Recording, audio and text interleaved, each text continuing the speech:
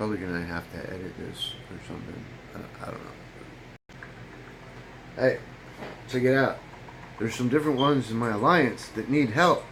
I'm gonna help them. Look at that. I'm helping. I'm really helping. You want to help too? Yeah, and I'm getting rewarded for it. I'm getting rewarded for helping. Isn't that cool?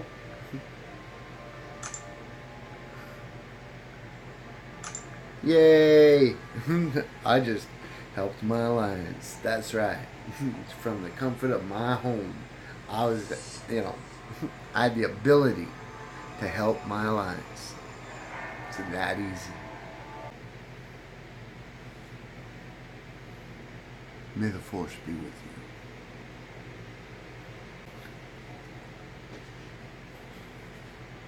you. Alright. Now that I've disrobed, I guess we're ready to fight.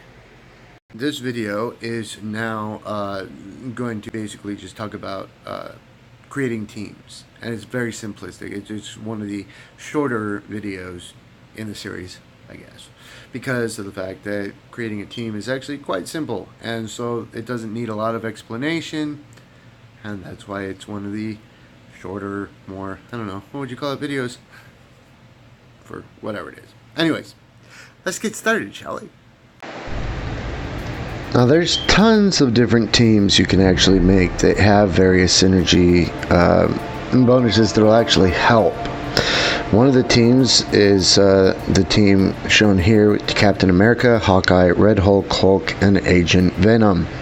Now what's interesting is if you realize with Agent Venom that the synergy bonuses there with Red Hulk gives a +5 perfect block chance, which doesn't seem that great until you actually look at Red Hulk, in which case you realize that Red Hulk actually gives a 10% less special damage bonus when teamed up with Agent Venom. Then there's also the 6% attack bonus with Hulk. Then when looking at Hulk, of course, there is the 130 armor rating because of Hawkeye. Then Hawkeye also has 130 armor rating because of Hulk. And with Captain America,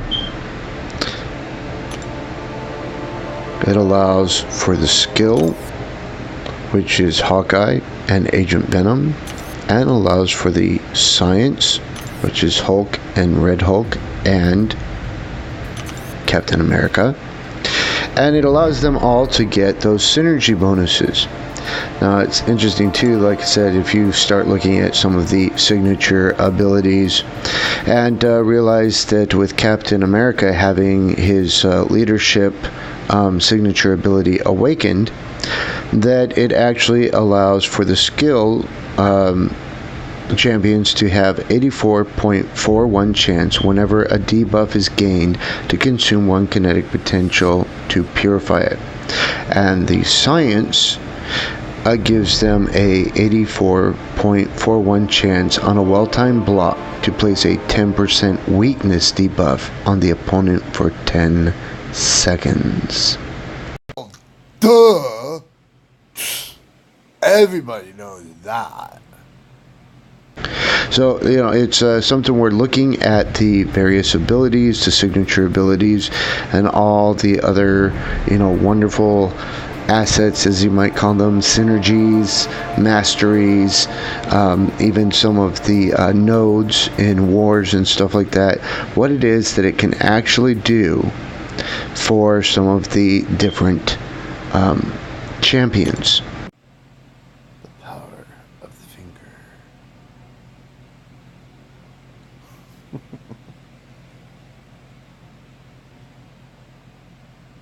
Yeah. Yeah, it's a bunch of bullshit. Except it isn't.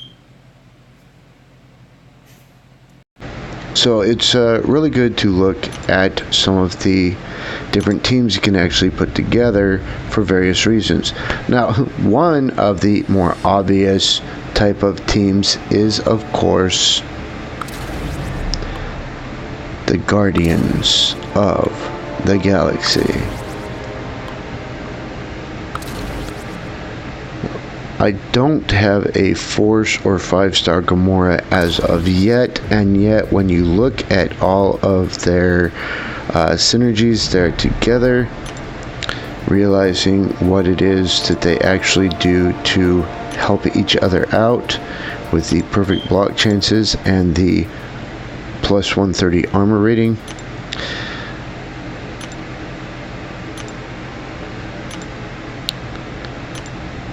The 115 critical damage rating.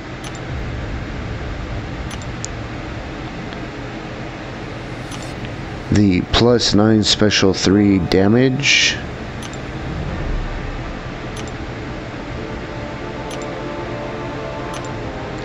And the plus 90 critical damage. Now you can imagine what it'd be like if I actually had a 4 or 5-star Gamora to go with the team of the Guardians of the Galaxy altogether. So when you realize that I haven't completely leveled up all of the Guardians of the Galaxy as of yet, except for Gamora, and what's crazy is if you realize the Gamora I have, I actually have the assassination level at 99, and believe it or not, I got almost every Gamora that gave me that 99 level assassination ability from the Daily Crystal. How that happened, that's a good question. You know what the key to winning is? It's a good question. I have keys to my house and car and other stuff, but as far as the keys to winning, I guess that's something you kind of have to figure out on your own, with maybe just a little help. Because they were all 3-star Gamoras. I still get 3-star Gamoras. It's just something where I don't know what it is that I'm constantly getting the Gamoras. I ain't mad about it, but it is funny that it seems like it's one of the characters that I've gotten so frequently that her level 99 ability is literally just from getting Gamora from crystals. And the crazy part, like I said, I haven't gotten a 4-star or 5-star Gamora as of yet from the normal crystals, and I haven't gotten a 6-star crystal as of yet. But it is kind of crazy if you realize, that probability, the odds of that actually happening, and yet it did. When we can come together, it makes life so much better. So it's something where another champion that actually can go with the team there, if I choose to switch out Gamora for a higher level champion, is Agent Venom, because Agent Venom actually works there with Groot. And funny because I fight in video games and I fight for real. True story. With Drax. So if you start realizing that various teams sometimes have other sometimes even enemies that can actually be swapped into a team for other gains or other synergies to what their what actually gives them their abilities and their blocking and their bonuses and all that kind of stuff. So it's good to look at the differences of all the different ones to find out the best way to actually create a team.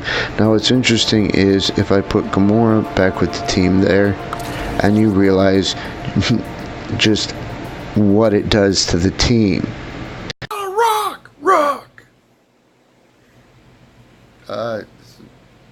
Okay. how much it raises their levels of what they can actually do, which is why I would really like to get a 4 or 5 star Gamora, preferably a 5-star, unless I actually get that 6-star crystal. If I happen to get a 6-star Gamora right off the bat, I wouldn't complain at all, because it's just somewhere it's like, if at the very beginning just boom, because then I'd have a really good team there too, when you realize how they would all work together, because I already have obviously 2 5-stars, which is the Star-Lord and Drax. For Star-Lord, I would totally get those songs that my mom put on those mixtapes, and I would get a smartphone or an MP3 player so that I could actually listen to music without having to worry that the tape was going to get ruined. And then I'd probably put it in the archive someplace or something like that where it'd be safe. But that's just me. So, like I said, it's something where looking at some of the different, teams as to how they can work together at different times, and realizing some of the abilities of some of the different ones, and it's just kind of interesting, because of what some of them are capable of. Now, as you notice, I have a 5-star Venom that I am currently upgrading, and I have a 4-star Venom that actually has been awakened already. And so it's just kind of interesting if you actually realize that the signature ability of the Venom is already at level 93. So it's kind of crazy when you realize some of the possibilities and some of the different crystals that they've given me duplicates of a lot of the champions. There's only a few of the champions that I actually awakened using awakening crystals. Almost every single one of the champions that I have that are awakened, all of the duplications and all those abilities and stuff were just simply from getting duplicates of the same champions.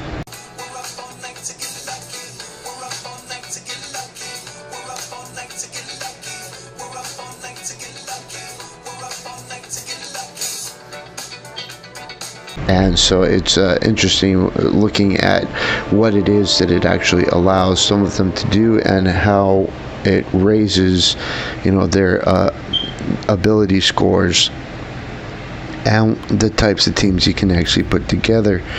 So it's something where, looking at some of the different, champions, right? Realizing how do you put a team together?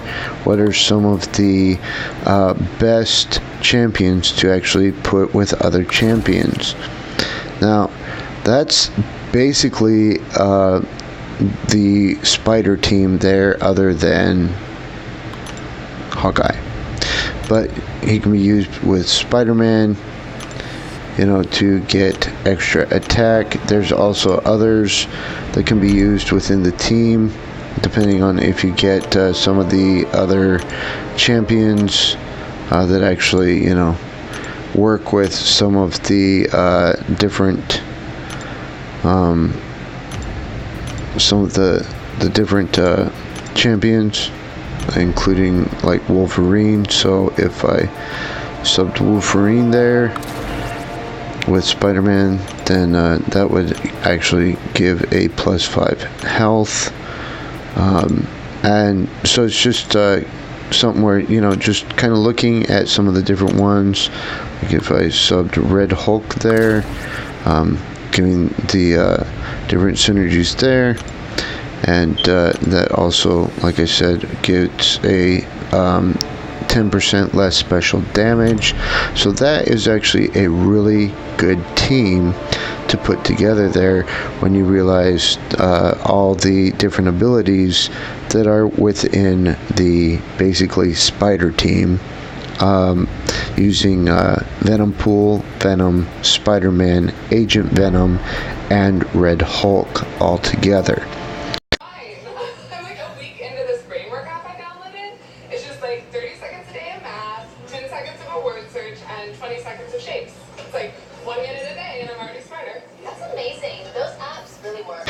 So that's just a few examples of some of the different teams that you can put together using various synergies and how it works somewhat. And like I said, if you actually look at the numbers as the champions are being switched out and what it is that each one does for each other, it's something where it's really easy to learn how to put a good team together, and then, you know, of course, based on what champions you have, and it can also help you decide which champions you actually want to level up before others. So it can actually make quite a difference depending on circumstances. Even certain quests might actually be something where certain champions you want to level up quicker than others, and so it's just something to think about. And hopefully that helps you in your pursuit of creating a really, really good Marvel Championship team. Anyways, that's basically all you need to know as far as, like, you know, just creating a good team. Like I said, it's one of the shortest videos ever because it should be really simple and easy to figure out. But sometimes it kind of helps if different ones kind of show you a little bit of how it works somewhat, and that's why I'm making a video. Hopefully it helped you, and if it didn't, well, it's probably because you already knew how to play the game. And if you didn't, well, then, like I said, hopefully you learned something. Because any day you learn something new is a day that wasn't wasted. Unless you totally wasted the entire day and just happened to learn one fact or something. In which case, you probably totally wasted your day.